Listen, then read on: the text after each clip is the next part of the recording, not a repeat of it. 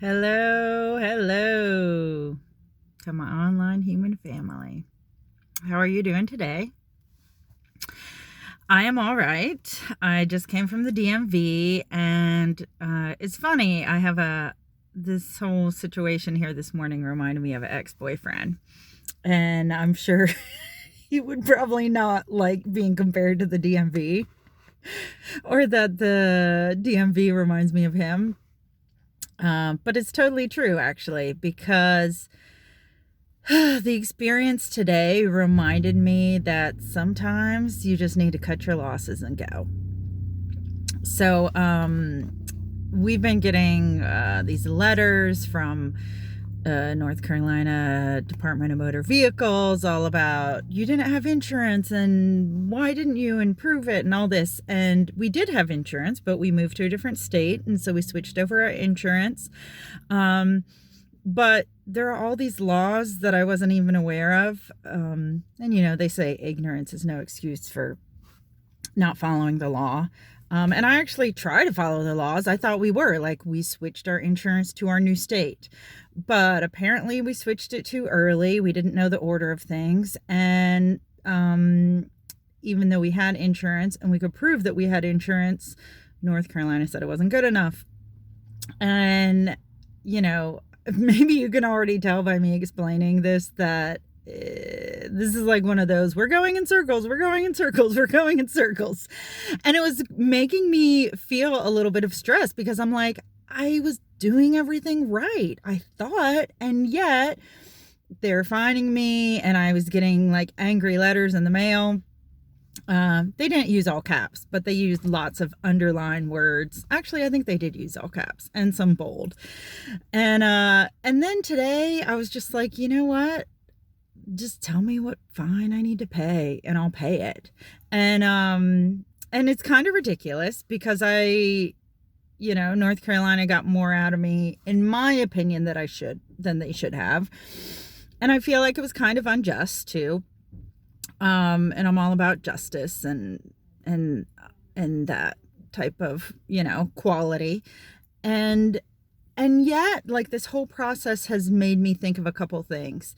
And the big thing I keep on thinking today is like sometimes you just need to cut your losses and really look at the big picture of your life and say, like, is this really that important for me to lose sleep over it for another night or be concerned about it? And yes, like, sure, I believe they were in the wrong, but the law is on their side. So I'm just gonna let it be. And yeah, there's a small part of me that's like, this should be remedied. But that's not the cause that I want to fight for. Like, to me, there are much bigger causes than insurance laws in North Carolina and South Carolina. That's somebody else's battle.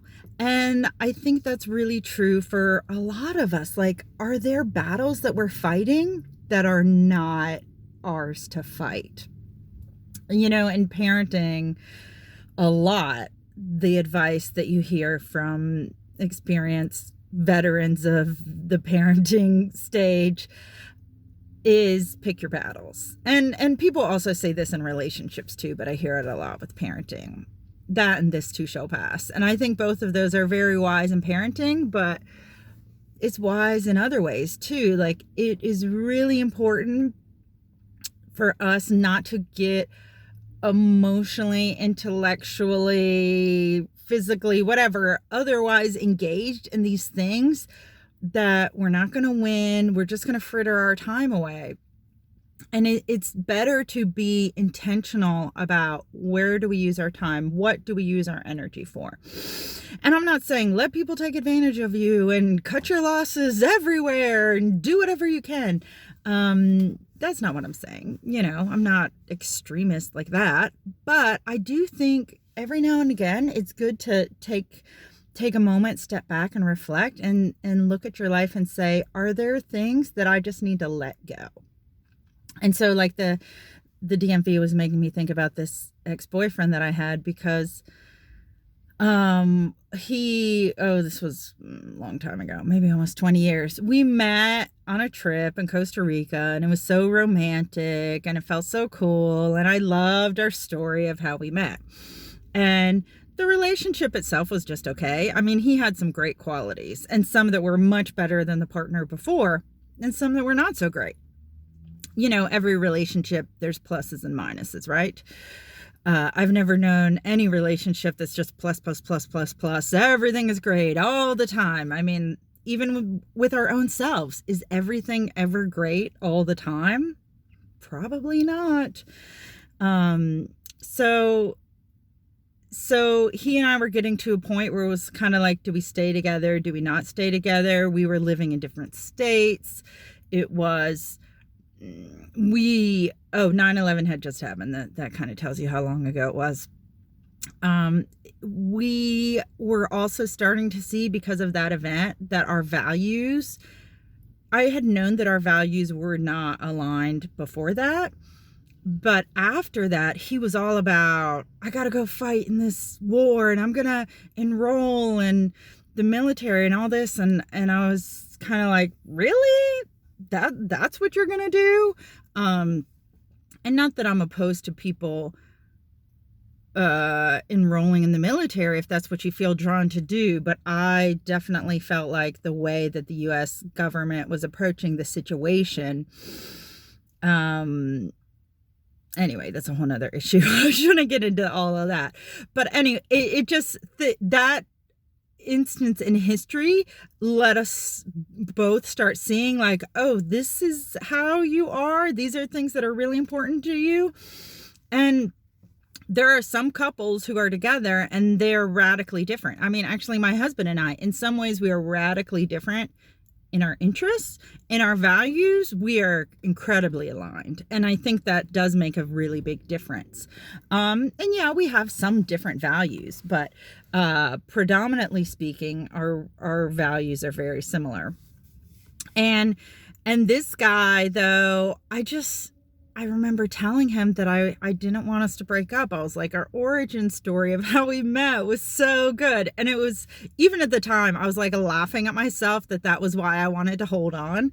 And he had made me feel very loved and needed and wanted. And that was something that the past few partners that I had not given me. And so it felt really special that he was very loving and he made me feel loved and nurtured. And I didn't want that to end. But I also was recognizing that it was one of those situations where I just needed to cut my losses and move on. Because I wasn't going to move up to Boston where he lived. He wasn't going to move down to North Carolina. Neither of us were radically going to change our worldviews. Like, we both were actually pretty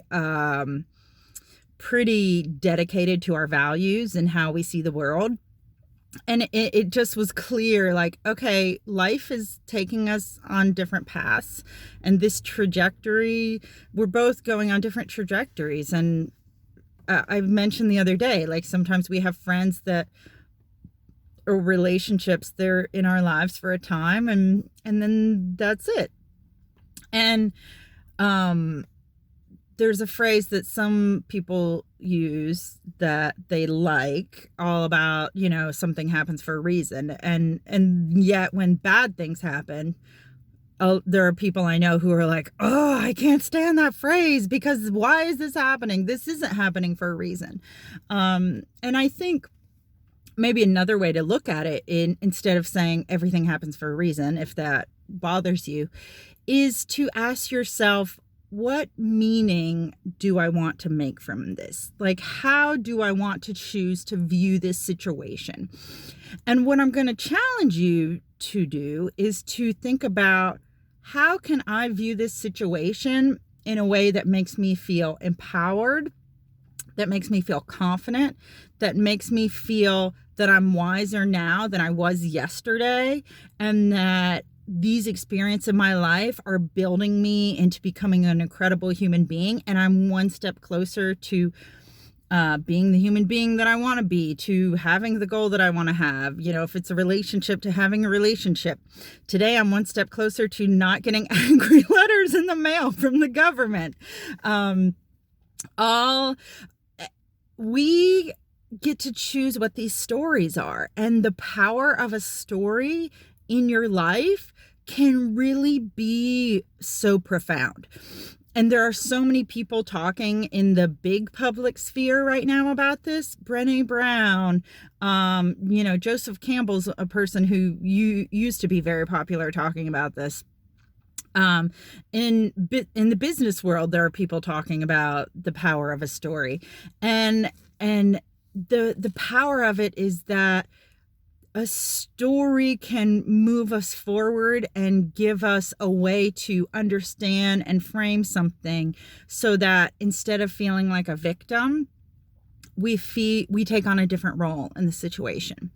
And so today, when I was standing in front of the DMV people, and one of the women there was getting so annoyed with me, because I just kept on trying to explain the situation, and she pretty much was trying to explain, you did wrong, you got to pay the money, there's no two whatevers about it.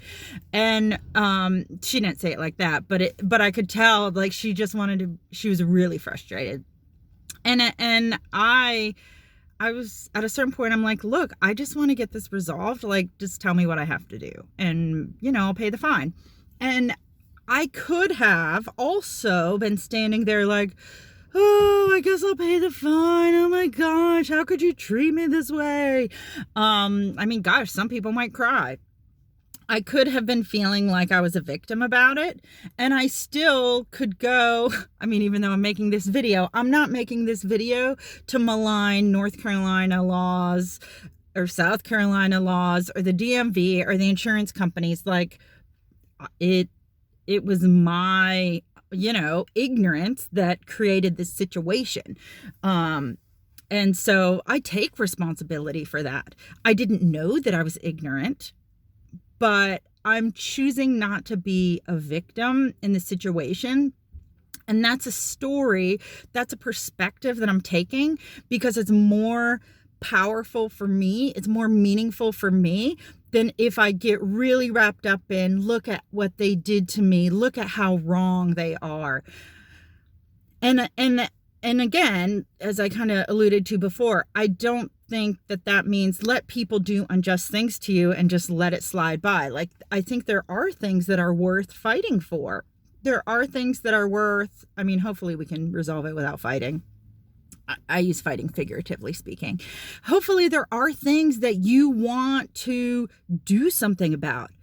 But again, you got to pick your battles. You got to decide, what is your story? What is your way that you're going to look at this? What is your take on this? Are you going to be the person who has so many battles to fight that you're not really getting anywhere? Are you going to be the person who takes offense to so many things that life is just a constant discomfort and annoyance to you? Or are you going to be the person who says, I'm going to let some things go, I'm going to cut my losses, I'm going to pay the fine, even though I personally believe that I did not do anything wrong, that it was an injustice against me?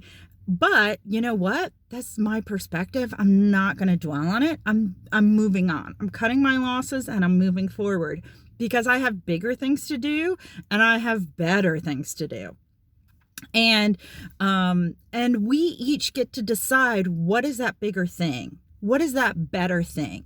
And your better thing, your bigger battle might be different than mine.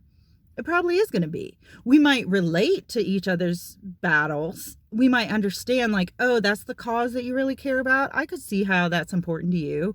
And you might hear about, my love for the environment and conservation and anti-racism efforts, and you might be like, okay, I can see why that would be meaningful to you, but it doesn't mean that you have to take on my cause or I have to take on your cause. We can both respect each other and know that how we are is perfect. Like, I think we're each designed with perfection, with an amazing inner workings, and I don't try to fight against my inclinations, my passions, my desires. I'm laughing because I'm thinking, depending on what your desires are, I guess some people might have to fight against their desires. But I'm talking more big causes and desires and passions. I really work on being more of myself, being more the person who values and heralds and supports me and encourages me, because by doing that I am a better person to all of those around me. I have more love for others because I have more love for myself. I'm not spending as much effort working on noticing what's wrong with other people if I'm having more compassion for myself. Of course, this is a work in progress, because I have been told that I can be quite critical. But it derives from a lot of self-criticism as well that I'm working with. So the beauty of deciding that you're going to look at a situation differently, deciding to take a new perspective, deciding to, you know what, this event, this burden, this relationship, whatever, it's gone on long enough. I'm going to cut my losses. Maybe that means a loss of money. Maybe that means a loss of time. Maybe that means a loss of something else. But it's okay because you can handle it. If you have a desire to move on from this, then that also means within you, you can create and support and nurture the resources to get past it, to be the person who that's not an issue for anymore. Because I believe that we're not given desires without also being given the ability to fulfill them. It doesn't mean that it's always going to be easy to fulfill them. Sometimes it is, sometimes it isn't. But I think that your passions, your desires, your dreams that you have, going after them is going to mean you're going to have to give up some things right now that are really just not enhancing the overall quality of your life. You're going to have to face some things that are annoyances that are just driving you crazy, and just deal with them and get them done so that you can focus on the bigger things in life, the bigger things that matter to you, the bigger passions, the bigger causes. If you have a big cause that this makes you think about and you feel passionate about something, I would love to hear, because I definitely want to know what's going on with you. So, and if you want to reflect on anything else that I've said, I'm definitely interested and will respond to all your comments. So thanks for connecting today. Again, this is Rachel, and I'm coming to you live from my car. But I am excited to have shared with you, my crazy little morning that I had. All right. I hope you have a wonderful day. I care for you so much, and take care. Bye.